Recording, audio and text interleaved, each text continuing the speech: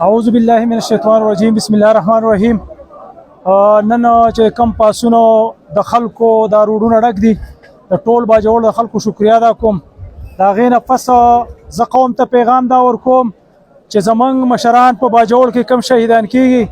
که هغه مولانا خانزیب دی، که هغه صوفي حمید دی، که هغه ریحان زیب دی او که هغه سینیټر هدایت الله صاحب دی، هغه هم صرف په دې خبره شهیدان شو چې د قوم له د قوم حقوق غواړي، د قوم له امن غوښتو او د امن په نتیجه کې هغه شهیدان شو.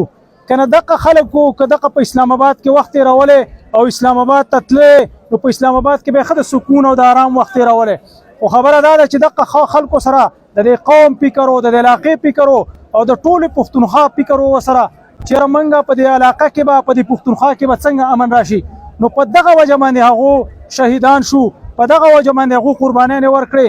زه کم خلک چې راغلی دی د پاڅون له دیو ته زه دا خبره کوم چې قومه دغه شان اتفاق اتحاد سره اوسېږئ، دغه شان په اتفاق سره راوځئ او کله چې مشران حکم وکړي نو انشاءالله د اسلام آباد طرف ته به مارچ هم کوو او خپل مال جان زموږ چې څومره کوشش کوي انشاءالله دا قرباني به موږ ورکوو او هر وخت به دې قربانۍ ته موږ تیار یو او موږ غواړو دا